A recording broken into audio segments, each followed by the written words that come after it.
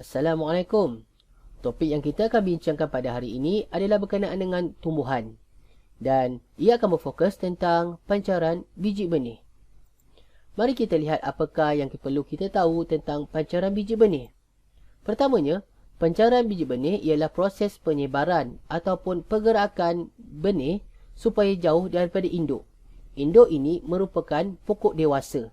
Jadi, apabila satu-satu pokok dewasa menghasilkan biji benih, seharusnya biji benih ini berada lebih jauh daripada induk. Ini kerana supaya anak benih tersebut mempunyai cukup cahaya matahari dan cukup air untuk membesar. Oleh itu, lebih jauh daripada induk adalah lebih bagus.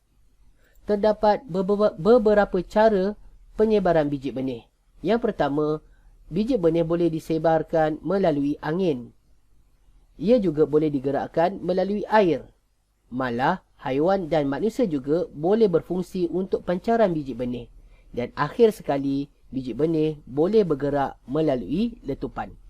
Mari kita lihat penerangan lebih lanjut tentang pancaran biji benih melalui angin. Yang pertama, biji benih yang disebarkan melalui angin perlulah kecil, ringan dan bersayap. Tujuannya adalah untuk memudahkan ia terbang apabila ditiupkan angin. Contohnya seperti pokok angsana dan pokok meranti. Mari kita lihat contoh biji benihnya. Ini adalah biji benih pokok meranti. Jika kita lihat, terdapat struktur yang bersayap yang dapat membantu biji benih ini terbang apabila ditiup angin. Contoh yang kedua, biji benih angsana juga terdapat bentuk bersayap dan ringan supaya mudah ditiup angin. Seterusnya adalah pancaran melalui air. Biji benih yang dipancarkan melalui air biasanya juga mempunyai sifat ringan supaya mudah terapung. Berlilin di permukaan kulitnya supaya tidak menyerap air, berongga udara dan bersabut untuk pastikan ia terapung di permukaan air.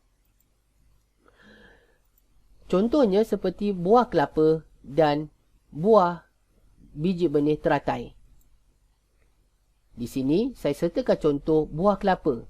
Permukaan luar buah kelapa berlilin untuk mengelakkan serapan air dan bahagian dalamnya bersabut untuk memastikan boleh terapung di permukaan air.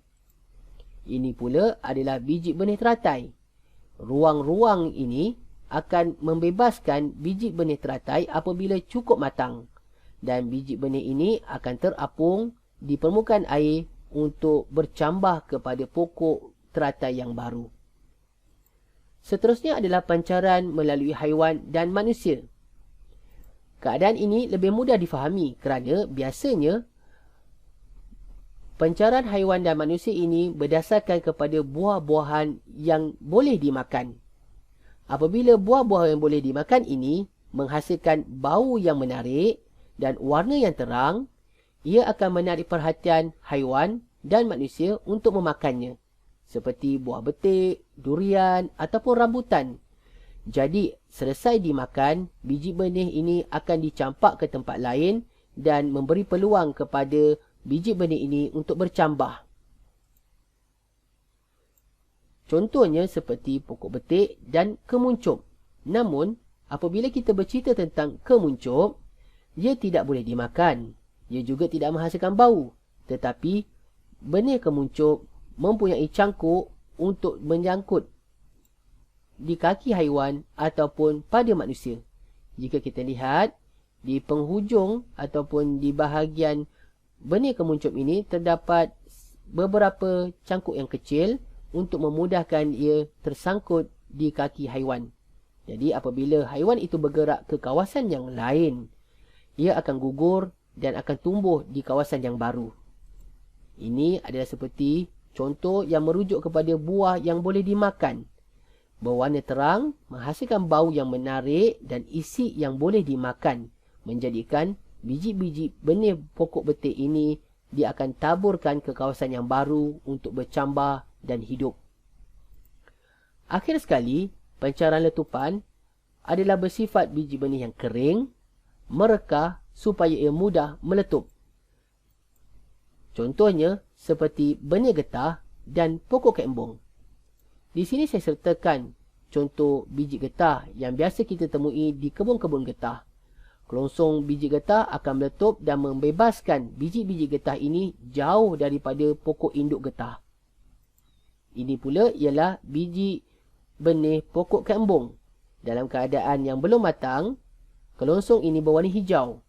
Tetapi apabila sampai waktu matangnya, kelongsong hijau ini akan berubah warna kepada coklat dan mengering supaya ia mudah meletup dan membebaskan biji-biji benih ini jauh daripada induknya.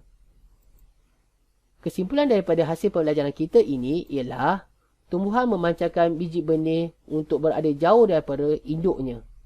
Tujuannya supaya tidak berlaku persaingan untuk mendapatkan air dan cahaya matahari dalam proses biji benih itu tadi bercambah menjadi pokok yang baru. Terdapat pelbagai cara biji benih ini dipancarkan seperti melalui udara, air, haiwan mahupun dengan kaedah letupan.